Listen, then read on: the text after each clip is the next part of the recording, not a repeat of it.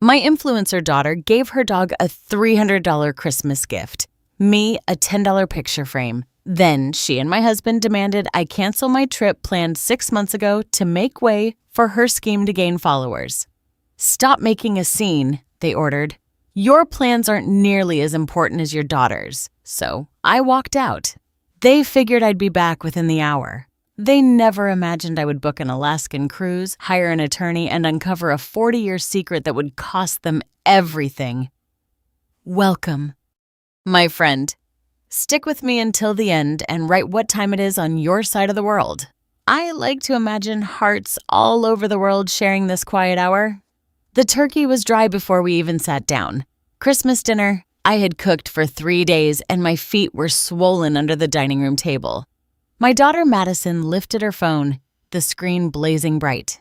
"The hotel in Aspen is insane, Dad. Pure luxury. My followers are going to eat this up." My husband Robert boomed over. "That's my girl." Only the best for the best. I watched them over the gravy boat. I had spent 40 years serving meals in this house, and for the last 1.5 years since Madison moved back with her 2 children and her nervous little dog Coco, I had become invisible. I was only a helper. "The kids are glued to their tablets, Madison," I murmured, pointing to my grandchildren, ages 8 and 10, who were ignoring the feast I had prepared. Madison waved me away. "They're fine. It's Christmas. Let them have their screen time." She refocused on Robert. "The brand collaboration means the entire trip to Colorado is covered. First class." I cleared my throat. "Well, speaking of trips, I'm really looking forward to mine." No one looked up. We moved to presents. My hands were still red and raw from scrubbing the roasting pan. I handed Madison her gift. It was a simple silver frame from Walgreens. Inside, I had put a picture of her and the kids from last Easter. "Oh," she said. She glanced at it for half a second. "Thanks, Mom." She set it face down on the rug. Robert opened his new biography I thought he would like. He grunted and tossed it onto the sofa. Then Madison beamed. "Okay, Coco, your turn." She and Robert gave the dog a sleek black box. It was a smart Fi collar. Robert proudly announced that it cost $300. "It monitors her steps, her sleep patterns, and has a GPS locator that links to Madison," he said, clasping it around the dog's neck. "I need to know she's secure while I'm in Colorado." My stomach clenched. A $10 frame for me, a $300 gadget for the dog. "That's lovely, dear," I said, my voice tight. "But we need to discuss the dates of your Colorado trip." Madison was busy filming a video of Coco for her Instagram. "What about them?"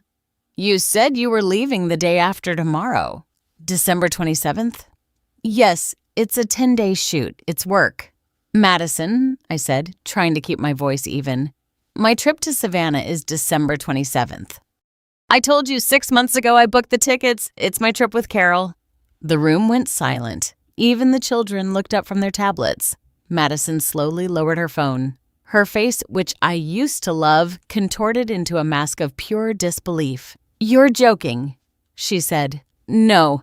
I told you 6 months ago, and I reminded you last month. Carol and I have the flights. The hotel is non-refundable. You can't be serious, Mom." She rose, her voice climbing. "Who is going to watch the kids?" "Who's going to watch Coco?" "I can't trust them with a stranger." I gripped the edge of the table. The wood was sticky. "I assumed you were Robert Wood." "They're your children." Robert slammed the arm of his recliner. "Mary, what is this? You know Madison has a vital career opportunity." "It's Savannah, Georgia," Madison shrieked, her voice brittle with contempt. "It's just old buildings and moss. This is my career. This is Aspen. It's my vacation," I whispered. "I am 65 years old. I retired 2 years ago. I have been taking care of your children and your dog full-time for 18 months, and you love it," Robert declared. "You are a born caregiver. You always have been." "I'm tired, Robert." "You have to cancel, Mom," Madison ordered. Her eyes were cold like shards of glass. "It's not a discussion. You are staying here. It's your responsibility. We are family, and this is what family does." She looked to her father, who nodded in support. She's right, Mary. We support each other in this family. Your little pleasure trip can wait. You're retired. You have all the time in the world. I gasped. They weren't asking me. They were telling me. My 35 years as a librarian, my savings, my plans meant nothing. I was just the unpaid babysitter. I looked at the congealed gravy, the stacks of dishes I would have to wash, the dog's expensive new collar, and the picture frame lying on the floor. Something inside me, something old and heavy, finally broke. I stood up. I did not say a word. Mom, what are you doing? I'm talking to you. I walked to the hall closet and pulled out my thin old woolen coat. Mary, stop being dramatic, Robert ordered from his chair. Where are you going? Madison demanded. You can't just walk out. We're not finished with this. You better not abandon me. I grabbed my purse and car keys. The cheap metal jingled in my shaking hand. I pulled open the front door. The frigid December air hit my face and made me cry. Fine, go. I heard Madison shriek from the dining room. You'll be back within the hour when you realize how stupid this is. You have nowhere to go. I walked out into the dark and shut the door behind me. The wipers cleared the sleet. My hands were clamped to the steering wheel, the cheap wool of my coat scratching my chin. I couldn't feel my fingers. I just drove, and the 10 miles to my mother's retirement community felt like 100. Madison was right about one thing. I had nowhere to go.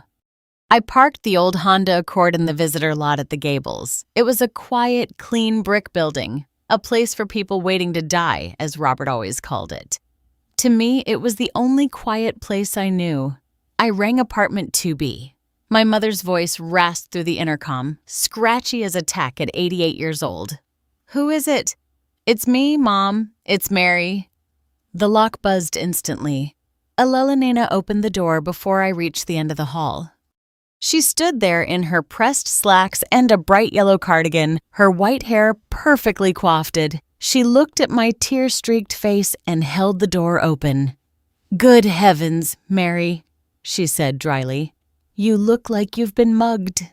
She stepped aside. Her apartment was tiny, immaculate, and smelled of coffee and old books. She did not hug me. She just pointed to her small flowered sofa. Sit and talk. I collapsed onto the cushion. The whole story came pouring out of me like poison. The 3 days of cooking, the tablets, the $300 dog collar versus the $10 picture frame, the confrontation. Madison's shouting about Aspen, Robert's betrayal. He told me I have all the time in the world. I sobbed, the words choking me. He said I had to stay to watch their kids, to watch their dog. They just decided my life for me. I expected her to say, oh, honey, oh, that's terrible. Elena did neither. She went to her little kitchenette and poured 2 cups of black coffee. She handed me one. Her hand was steady. And what did you say? She asked. I didn't say anything. I just left. Good. That is the first intelligent thing you have done in 2 years. I looked up stunned. Mom, they treated me like nothing. They treated you exactly as you permitted them to treat you, Elena said. She was sitting in her armchair, her back perfectly straight. You were Mary, the head librarian. You managed an annual budget of $400,000. You supervised 12 people. You negotiated contracts. You were respected. The day you retired, you let that woman Madison turn you into the aigra, the unpaid housekeeper. She's my daughter. They're my family. Family does not turn its 65-year-old mother into a living maid, Elena snapped. A husband does not side with a narcissistic child. Robert has been letting Madison trample you since she was a teenager. He likes it. It keeps you busy and him comfortable. Her words were brutal and true, every single one of them. They treat you like an employee, Mary, she continued, quiet and fierce, but they don't even have the decency to pay you. They steal your time. They steal your dignity. And now they want to steal the one little trip you've planned for yourself. What am I supposed to do? I whispered. Go back. Yell at them. No, you don't yell at your boss when you quit. You just leave. I stared at her. I can't leave, Robert. We've been married 42 years. I was married to your father for 50 years, Elena said, staring me down. I loved him, but I spent 50 years folding his socks and making his dinner. I waited until he was gone to finally read the books I wanted to read. I will not sit here and watch you make the same mistake. You're not just a wife. You're not just a mother. You are Mary. She leaned forward. You were a librarian. You know how to find information. You know how to manage assets. Your retirement. Did you dump it into Robert's account or is it yours? I felt a jolt. Something cold and electric. It's mine. My individual retirement account from my 35 years at the library. He doesn't touch it. It's separate. Well, there you have it, she said, sipping her coffee. You are not their property, Mary. You are not their dependent. You are a woman with her own money. She got up and walked to her window, looking out at the Gables' quiet manicured lawn. It's Christmas night. They are expecting you to crawl back, apologize, and cancel your trip. They are sitting in that house, warm and full, waiting for their servant to return. She turned back to me, her face softening for just a moment. You are 65 years old. You are not dead. It's time for you to live. You don't need their permission. You just need yours. I looked down at the black coffee. My hands were shaking, but no longer from the cold. It was rage, a deep, quiet 40-year-old rage. I finished the coffee in one gulp. It was bitter and it burned all the way down. You're right, Mom. Hey, I said. I'm not their employee, and I quit. I slept on Elena's flowered sofa with my coat still on. I did not dream. When the sun rose on December 26th, I did not feel rested, but I felt something I had not felt in decades. Resolution. I did not go home. I did not call. I went to my mother's bathroom, brushed my teeth with the baking soda I found in her cupboard, and walked out the door. I was at my personal bank, the one Robert was not on. The one that received my library paycheck for 35 years before the doors even opened at 9 o'clock in the morning. I sat across from a polite young banker named Michael. I need to verify the total liquid balance of my personal IRA and my checking account, I said. My voice didn't shake. He typed. The click of the keys was the only sound. He turned the monitor toward me. I looked at the number. It was a good number. It was the result of a lifetime of quiet discipline and frugality. It was the money from every lunch I had packed, every vacation I had skipped, every time I had mended a coat instead of buying a new one.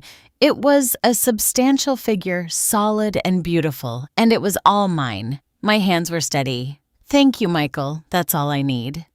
I walked out of the bank and across the street to a Starbucks. I ordered a large, expensive latte and sat at a small table. I pulled out my phone. First, I opened the airline app.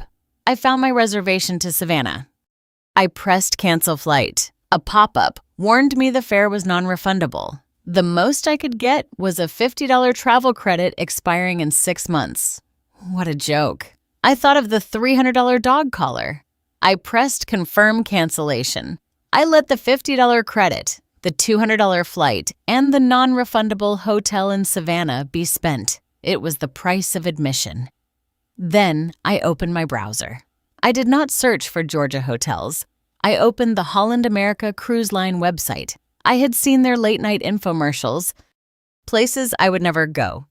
I searched for last-minute departures. A list popped up. 15-day Alaska exploration. Departure Seattle, Washington. Departure date December 27th. Tomorrow. It was crazy. It was impulsive. It was terrifying. I clicked. I looked at the options. A small inside room. Oh, a signature stadiate room with a private balcony. I thought of the $10 picture frame. I clicked the signature stadiate room. I booked a first-class one-way flight from Atlanta to Seattle, leaving in 5 hours. I entered the number of my personal credit card, the one I kept for library emergencies, and pressed confirm. The screen flashed. Thank you, Mary. Your voyage is booked. The total cost was exorbitant. My stomach flipped. It was more expensive than my first car, and it was worth every cent. Only then, sitting in my car in the Starbucks parking lot, did I call home? Robert answered on the first ring. His voice clipped and annoyed. "Mary, it's about time. Are you over this tantrum yet?" "You need to come home. The garbage disposal is making a weird noise." "I'm not coming home, Robert," I said. A pause. "What did you say? Stop the nonsense now. Do you need to apologize to Madison? I canceled my trip to Savannah. I cut him off." I heard him sigh with relief. "Good. See, that's sensible. That's my girl. Now, about dinner." "I booked a new trip, Robert." The line went silent. "A new trip? What? To that stupid historical town next month?" "No," I said, looking at the confirmation email on my phone. "I'm going to Alaska for 15 days. You what?" His voice was rising, that familiar bullying tone. "With whose money? You are not spending our money with my money," I said. "My retirement money. My flight to Seattle leaves in a few hours. Mary, you will not. I forbid you. Turn around and come home right now. Do you hear me? I'm warning you." I pressed the red icon on the screen. I tossed the phone onto the passenger seat. My hands were shaking, but I put the key in the ignition. I drove back to Elena's apartment, my Christmas Eve bag still in the trunk. I was going to Alaska. The taxi pulled up to the curb exactly 10 minutes later. A blue minivan. The driver, a kind-faced man, got out and reached for my oversized suitcase. I had been standing on the porch, my thin coat pulled tightly around me. I had not gone back inside. As the driver loaded my bag, the front door burst open. "You are not getting into that car, Mary." Robert was on the porch, his face contorted with rage. He was still wearing his bathrobe, his hair sticking up. He looked pathetic. Madison was right behind him, filming me with her phone. Her face was tear-streaked, but her gaze was cold and calculating. She was already crafting the narrative for her followers. My selfish, horrible mother abandoning me. "Are you trying to destroy this family?" Robert demanded so loud the driver heard him. "We need you here. Your grandchildren are inside." "They are your grandchildren, Robert," I said. My voice sounded calm. I was surprised. I raised my child. "Now it's your turn." "Mom, how selfish are you?" Madison shrieked, phone in hand. "I have a career, a brand. This isn't a game. You're my support system. What am I supposed to do?" The driver, looking uncomfortable, held open the taxi's sliding door for me. "I guess you'll have to figure it out," I said, looking directly at Madison. "You're 40 years old. It's time you learned how to be an adult." "Oh," I added, glancing at Robert, "you can finally ask your father to help. He's always been your biggest fan." You, Madison spluttered, her victim mask cracking. "You old? You're nothing. You were just a librarian. You're jealous of me. That's what this is." "No, dear," I said as I climbed into the cab. "I'm just tired." I shut the door. Robert lunged and grabbed the handle, trying to pull it open. It was locked. He pounded on the window, his face inches from mine. His expression was no longer just anger, it was terror. The system was breaking down. His comfortable life was evaporating. "Mary, don't you dare! I'm warning you!" he roared, spitting onto the glass. Madison was screaming now, pure, incoherent rage, still filming herself. "Wow," I said to the driver. "Please, Hartsfield-Jackson Airport International Terminal." The driver fled the gas. I watched my husband and daughter shrink in the rearview mirror. They were on the lawn in bathrobes in the dead of winter, yelling at a taxi. They looked insane. I turned my head and looked forward. No, I did not cry. I felt a deep, chilling emptiness. 42 years of marriage, 40 years of motherhood ended on a suburban lawn with spittle on a car window. My phone vibrated in my purse. I pulled it out. A text from Robert. "You will regret this for the rest of your life." A text from Madison. "I hope you're happy. The children are crying. They wanted pancakes." "I can't believe you did this to them." I looked at the texts. They wanted pancakes. How absurd, how petty and manipulative and cruel. I put the phone on silent. I flew first class for the first time in my life. The seat was enormous. They gave me a hot towel and a glass of champagne before we even took off. As the plane roared down the runway, lifting over Atlanta, I felt the 40-ton weight of my life dissolve.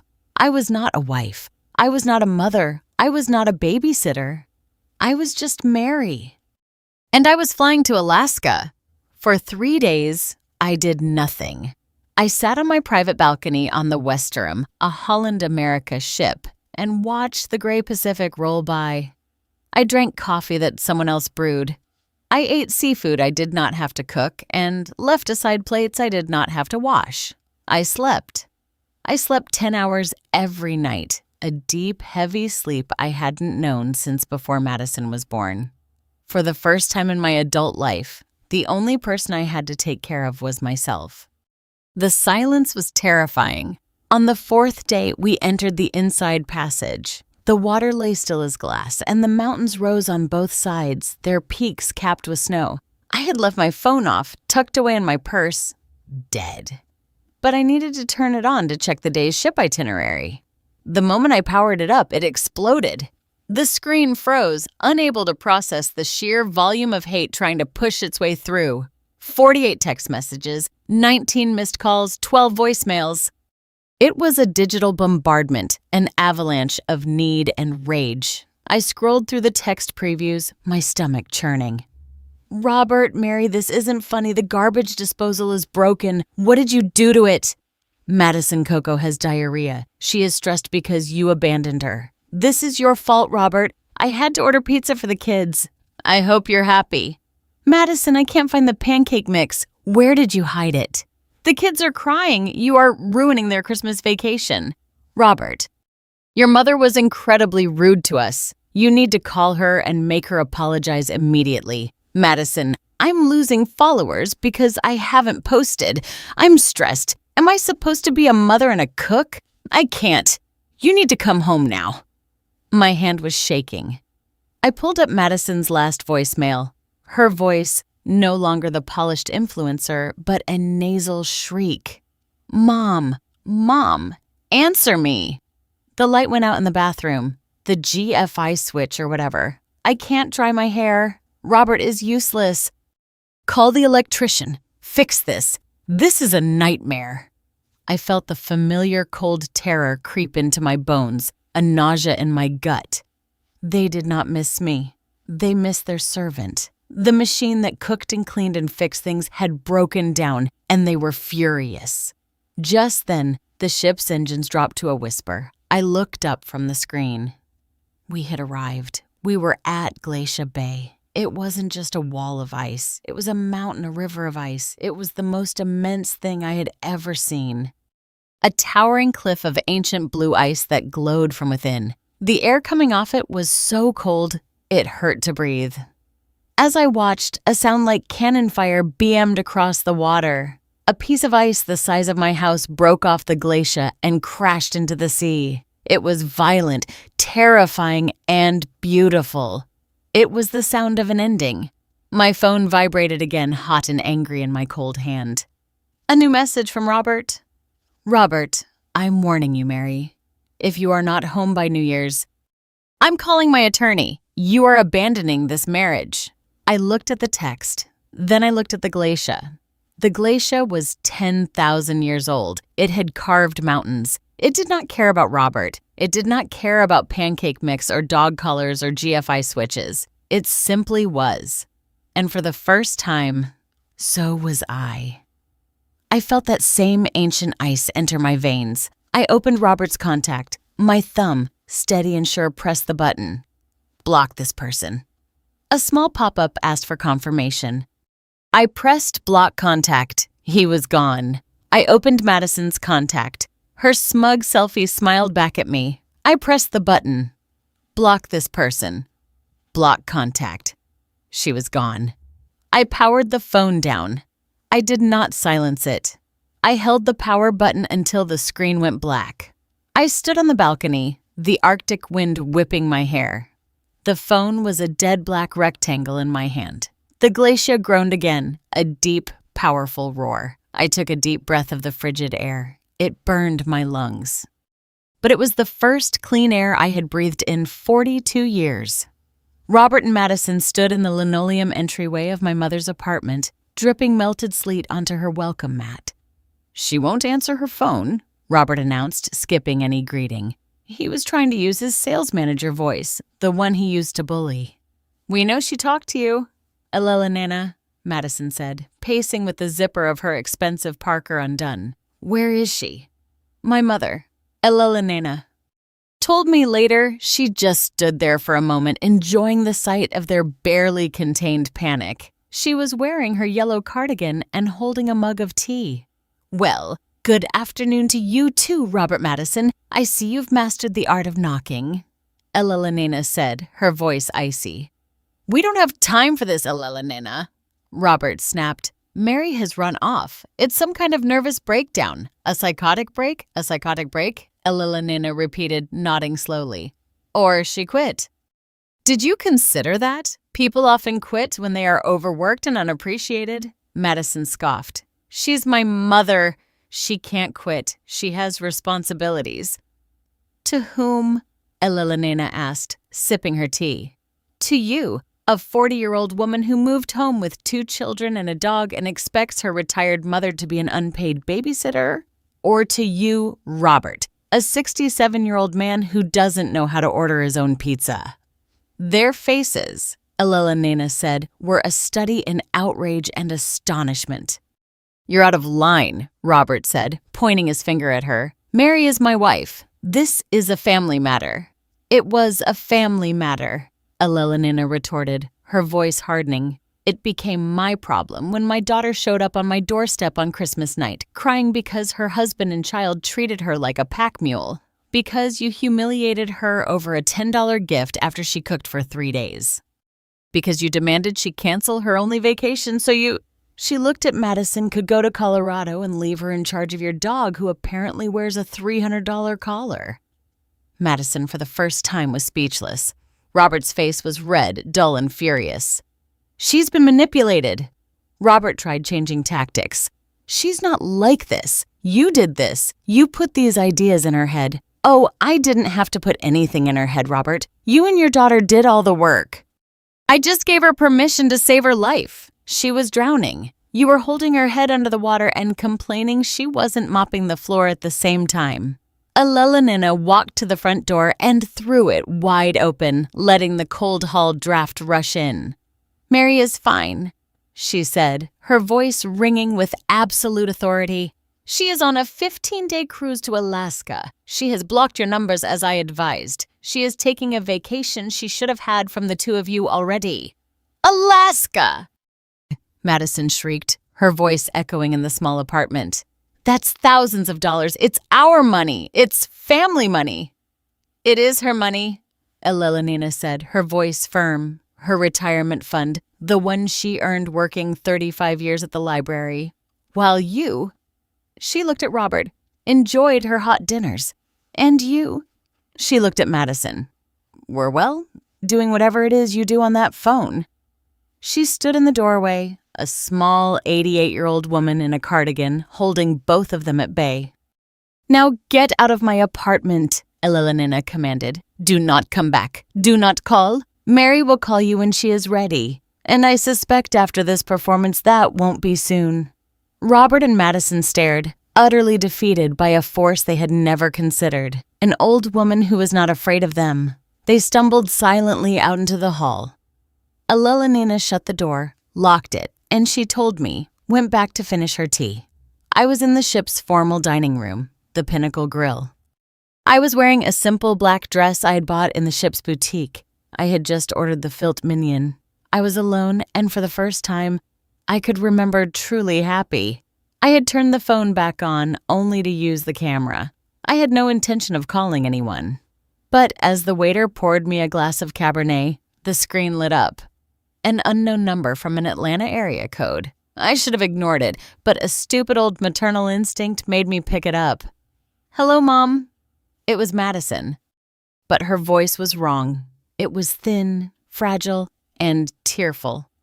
"Mom. Oh, God. Mom, I'm so sorry." I gripped the wine glass. My heart gave a foolish, aching lurch. I've been so awful to you, she sobbed. I don't know what's wrong with me. We're so worried. Dad and we miss you so much. I've been a terrible daughter. It was exactly what I had always wanted to hear, and it rang completely false. What do you want, Madison? I said, my voice low. I just wanted to hear your voice, and I'm in trouble, Mom. I'm in serious trouble. There it was. The Colorado trip, the brand deal, it fell through. They say I breached the contract because I haven't been posting, and my credit card. Mom, it got declined. I can't even buy the kids food. I'm so scared. She released another wrenching sob. I'm a terrible mother. I can't even feed my children. Where is Robert? He's trying, but his money is tied up. Mom, please. I just need a loan just to tide us over. Just $5,000. I'll pay you back. I swear, you're the only person I can turn to. I looked at the steak knife on the table. I thought about the $300 dog collar. I thought about the ice of Glacier Bay. No, Madison. The sobs ceased instantly. There was a cold, deathly silence on the line. What? She whispered. I said, no, I will not give you $5,000. But the children need food, Mom. Are you going to let your grandchildren starve? You have a roof over your head and Robert has a credit card. I'm sure you'll manage. Fine, she snapped, her voice hard and altered. Fine, you old cheapskate. I don't need your permission. I'll just use the joint emergency account, the one you and Dad set up for me. I wouldn't bother, I said, taking a sip of my wine. It was excellent. I logged in from the Seattle airport. I changed all the passwords. That account is frozen. You cannot touch it. The silence that followed was a vacuum. And then the explosion. It was a sound I had never heard. A sound of pure, undiluted animal rage. She screamed so loudly the couple at the next table turned around. Calmly, I held the phone away from my ear and pressed record. You selfish old witch. You are always a timid, useless librarian. And you are jealous. You are jealous of me. You are jealous that I have a career. You are jealous that I'm pretty. You always have been. I held the phone steady. I was a librarian documenting a rare and dangerous specimen. Dad was right. You're a liability. You're a liability to everyone. Do you think this is funny? Running away on a boat. I hope you fall off that stupid ship and drown. Do you hear me? I hope you die in the ocean, you miserable, selfish cow. Are you finished? I asked when she paused for breath. You're going to come back to nothing? She shrieked, ignoring me. Dad and I are going to get everything. We'll tell the judge you're insane. You'll lose it all. You'll end up in a gutter and I'll laugh. I'll laugh while you rot. I hung up. I saved the recording. Madison Rage 3, MP3. My steak arrived. It was cooked perfectly medium rare. I ate the entire thing. That night, I paid for the ship's premium Wi-Fi package. I opened my laptop. I did what I did best. Research. I found a name, Gita Chow, Atlanta's toughest divorce attorney. Her website read, "He thinks you're weak. Let's prove him wrong." I drafted an email. Subject: Consultation request. 42-year marriage. Financial abuse. Dear Miss Chow, my name is Mary Thompson. I am 65 years old and on an Alaskan cruise. I am writing to you today because I have decided to divorce my husband, Robert Thompson. I believe he has been emotionally and financially abusing me for years. My 40-year-old daughter is his accomplice. I am attaching a recent audio file as an example of the situation I'm facing. I will be returning to Atlanta in 10 days. I would like to schedule the first available appointment upon my return. Sincerely, Mary Thompson. I attached the file MP3 and I pressed send. Gita Chow's office was on the 30th floor of a steel and glass tower in Midtown Atlanta. It was the kind of building where it costs money just to breathe. Ga was in her 50s, wearing a sleek navy suit, and she radiated an energy I had not seen in years. Pure, undiluted competence. She was not sentimental. She was a surgeon. I have reviewed your initial email. Mary Gita said, her voice crisp, and I have listened to the audio. Your daughter is impressive. I sat across from her, my back straight. I was wearing my best gray suit, the one I used for library budget meetings. She's well. As for your husband, Robert Gita said, opening a file. He was served this morning. He is not pleased. His attorney, a man I know well and detest, has already filed a counterclaim. A counterclaim? Why? He's filing for divorce based on abandonment, and he is claiming 60% of all marital assets, including 50% of your retirement IRA. The blood drained from my face. He can't. That's my money. I earned that. He argues that your 35 years of work was supplementary income for the family, Gita explained, her expression grim. He claims his income as a sales manager was the primary source, and your retirement is a marital asset to be split. Furthermore, he claims that because you abandoned him, he is entitled to punitive damages. He abandoned me. I stammered, he and Madison, they threw me out. I know he knows, but the law, Mary, is based on what we can prove. He will paint you as an unstable, hysterical woman who ran off on a whim. She, Gita, tapped the file, will be his star witness, a loving, distressed daughter worried about her mother's mental state. I looked out the window at the Atlanta skyline. For a moment, I felt the same icy fear as always. They were going to take everything. They were going to paint me as crazy and leave me with nothing. He's a liar, I whispered. Most of them are, Gita said without blinking, which is why we have to be smarter. He thinks you're a timid librarian. He thinks you spent 35 years shelving books. He is underestimating you. I need you to be a librarian, Mary, the best librarian this state has ever had. What do you mean? I want you to go home to the house you shared for 42 years and do the most exhaustive research of your life. I want every bank statement, every credit card bill, every tax return, every mortgage document, every car payment for 42 years. He thinks he's hidden his money. He thinks he's erased his tracks. He forgot who he was married to. She leaned across the desk. You didn't just file the books, did you, Mary? A small, cold smile touched my lips. I was the head librarian. I managed the acquisitions budget, oversaw the digital transition, and ran the forensic genealogy department. I know how to find things people don't want found. Good, Gita said, a similar smile on her face. Go to work. Find me the trail. He left one. They always do. I returned to the house. It was empty. Robert and Madison had apparently moved to a hotel, not wanting to be home when I returned. The place was a wreck. Piles of dishes, overflowing laundry, pizza boxes stacked on the dining room table. The $300 dog collar was on the kitchen counter, chewed up and broken. They had left in a hurry. I did not clean. I stepped over the mess and went straight to Robert's home office. He had locked the filing cabinets. It was a flimsy, cheap lock. I went to the garage, got a screwdriver, and pried the drawer open in less than a minute. Inside, files. Decades of them. I spent the next 2 weeks in that office. I did not sleep. I survived on coffee and toast.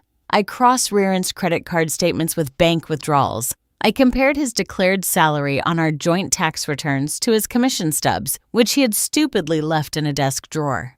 I created a spreadsheet, a massive color-coded ledger of our entire financial life.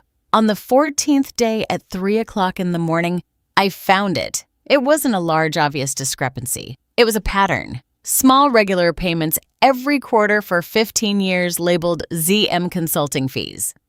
They went to a limited liability company I had never heard of, but the payments stopped going to the LLC 5 years ago, and they started going somewhere else.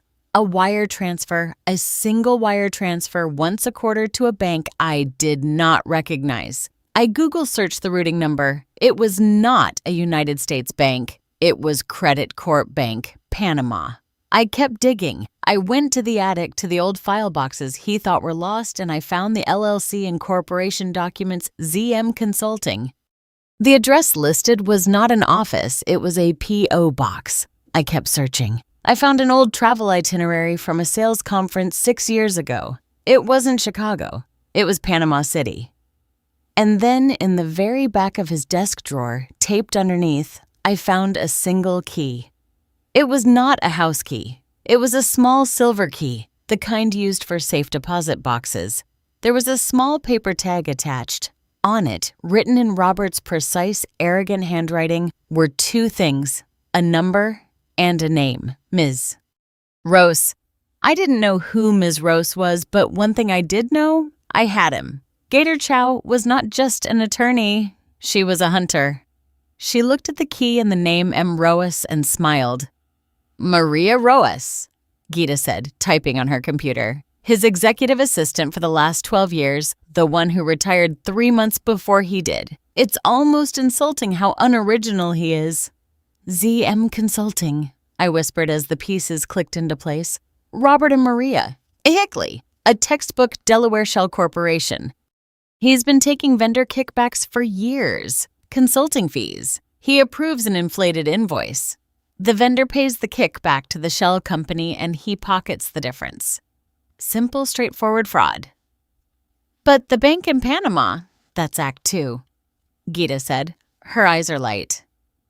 He got nervous.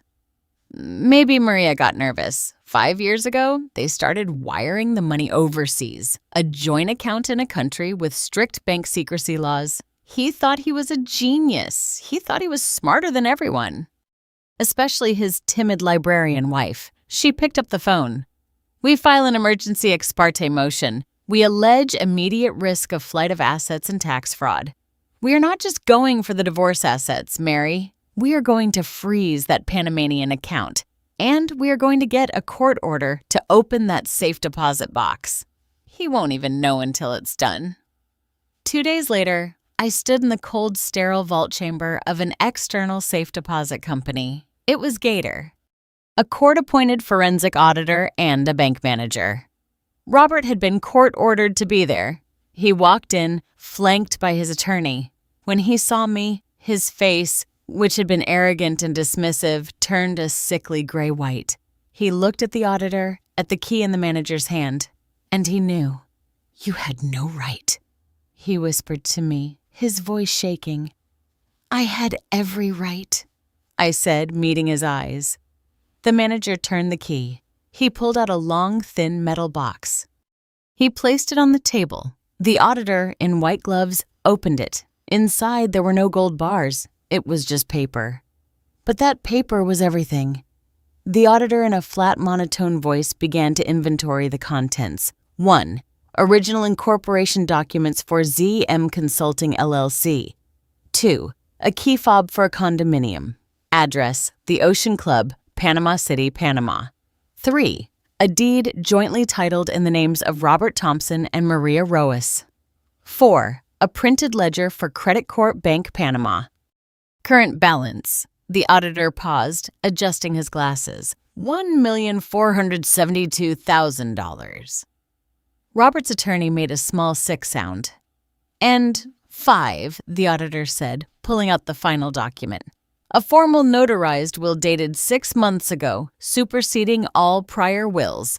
In this document, Mr. Thompson leaves 75% of his personal assets and the contents of the Panama account to Miss Maria Roas, citing love and companionship. My 42 years of marriage, my 40 years of service, my children, all erased. He was going to feign my abandonment, give me a pittance, and run off to Panama with his mistress and our money. Robert was leaning against the wall. He was no longer arrogant. He was just a gray old man in an expensive rumpled suit. He looked at me with wide eyes, a desperate, pathetic plea. He was begging me.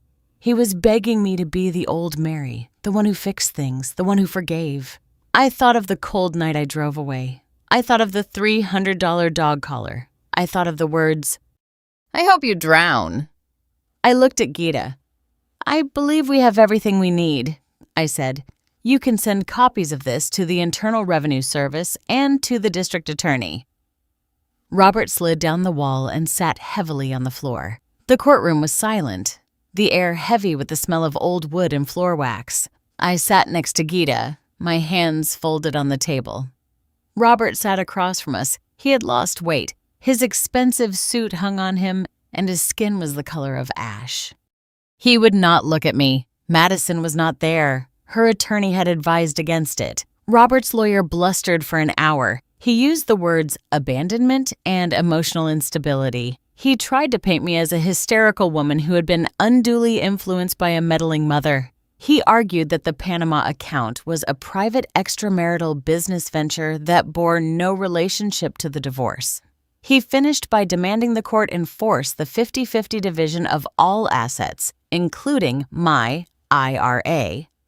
As was standard in the state of Georgia, the judge, a sharp-eyed woman in her 60s, looked at Gita. "Miss Chow, your response."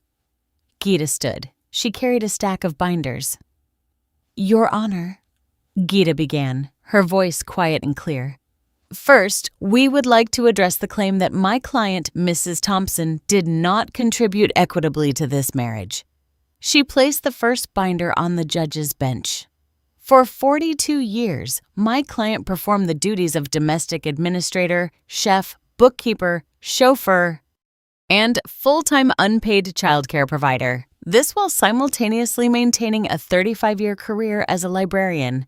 We have taken the liberty of itemizing these domestic labors cross-referenced by year using standard market rates for such services."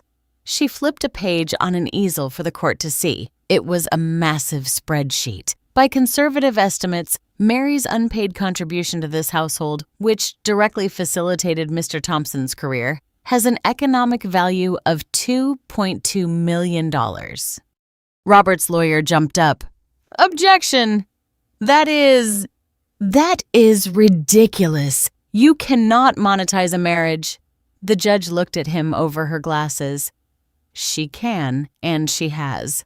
Sit down, counsel." Gita continued. "Mr. Thompson has alleged his wife's IRA account is a marital asset. We argue that her IRA, generated entirely by her own labor, is the only payment she has received for her 42 years of work. His claim is, to put it mildly, unconscionable." Then she picked up the second binder. This one was thinner, bound in black. "Now, let us address Mr. Thompson's private enterprise." This was not a spreadsheet. It was the evidence from the safe deposit box. Gita did not need to editorialize. She simply laid out the facts. "We have here the incorporation documents for ZM Consulting, a shell company. We have bank statements from Credit Court Bank in Panama proving a hidden account titled in one person's name holding $1.47 million generated from kickbacks. We have the deed to a condominium in Panama City, also titled in one person's name. And finally," Gita said, lowering her voice, "we have Mr. Thompson's current will, leaving 75% of these stolen assets to his mistress, Miss Maria Roas, thereby attempting to defraud his wife of her share, not only in life but after his death." A wave of murmuring swept the courtroom. Robert had slumped so low in his chair he was barely visible. The judge stared at Robert for a long minute of silence. When she finally spoke, her voice was clipped with rage. "Mr. Thompson," the judge said, "in my 20 years on this bench, I have rarely seen a case of financial fraud so calculated, malicious, and arrogant perpetrated by one spouse against another. You did not merely cheat on your wife, you systematically stole from her. You treated her as an unpaid servant while building a secret life on her dime." She looked at me. "Mrs. Thompson, your diligence in preparing these documents is a credit to your profession." She looked back at Robert. "This court finds you guilty of egregious financial misconduct and dissipation of marital assets. I therefore rule as follows." My heart was thumping against my ribs. 1. Mrs. Thompson's retirement. RA account is her sole property. It will not be touched. 2. The entire contents of the Credit Court Bank account and the condominium in Panama are hereby awarded in full to Mrs. Thompson as punitive compensation. 3. The family home is to be sold immediately. 4. Of all remaining legally declared marital assets, Mrs. Thompson is awarded 70%. You will receive 30%. 5. You will pay all of Mrs. Thompson's legal fees. The gavel cracked. It sounded like a gunshot. Court is adjourned. And, Mr. Thompson, the judge added, I advise you to retain a criminal defense attorney. The Internal Revenue Service and the Fulton County District Attorney will be receiving copies of these findings this afternoon. I stood up. My legs were shaking. I did not look at Robert. I did not need to. He was no longer my problem. I had my ledger, and the scales were finally balanced. I walked out of the courtroom with my head held high, and I did not look back. My new apartment was small, just 2 bedrooms in a quiet complex in Decca, 30 minutes from my old life. It was mine. The lease was in my name. The furniture, a comfortable sofa, a solid wood bookshelf, a bed I did not have to share were all new. I unpacked my books first. They were my old friends. As I shelved them, I felt order return to my life for the first time. The house sold quickly at judicial auction. The attorneys handled everything. I never had to see Robert again. The contents of the Panama account after the international legal and banking fees were now in my private bank account. It was enough. I would never be rich, but I would be safe. I would be free. 2 weeks after moving in, I drove to the local public library. It was a beautiful brick building, smaller than my old branch, but it smelled the same, of paper, dust, and quiet potential. I have found the branch manager, a young woman named Keisha. I'm Mary Thompson, I said, extending my hand. I was the head librarian for the Fulton County system for 35 years. I'm newly retired, and I was wondering if you needed volunteers. Keisha's eyes went wide. Wait, Mary Thompson, the one who ran the digital archive project? Yes, of course. Yes, we would. That afternoon, I sat in a quiet corner, repairing the bindings of old books. The meticulous, methodical work comforted my soul. The glue on my fingers, the smell of old paper, the soft murmur of readers. This was my world. This was my place. I was cataloging a new donation of local history books when my phone vibrated. It was a number I did not recognize. I let it go to voicemail. A moment later, a text message popped up. Mom, it's me, Madison. I'm using a friend's phone. Please, I just want to talk. I heard what happened at the courthouse. Dad he's in serious trouble. I stared at the message. I felt nothing. No rage, no pity, just a deep, quiet emptiness. The rage had burned itself out. I typed a response. My hands were steady. Madison, I got your message. I am not ready to talk to you. I am rebuilding my life and I need time and space. Please do not contact me again until I contact you. I sent it and then I blocked that number too. A few minutes later, Keisha brought me a cup of tea. Long day, she asked, smiling. You have no idea, I said. We sat and talked about her plans for a new adult literacy program. I offered a few suggestions from my old budget proposals. She listened, taking notes. I felt a familiar, long-lost feeling. It was respect. That night, I went back to my apartment, quiet and clean. I ate a simple dinner of soup and bread. I opened my laptop. I did not check my finances. I did not read the news. I opened a web browser. I typed 10-day Tuscany tours. I found a tour, the art and vineyards of Italy departing in May. I looked at the itinerary, Florence, Siena, and small hillside towns. I clicked book now. I paid in full. I was not a wife. I was not a babysitter. I was Mary, and I was going to Italy. It was May. The suffocating Georgian summer humidity had not yet arrived, just heat, light and green. The air smelled of freshly cut grass and jasmine.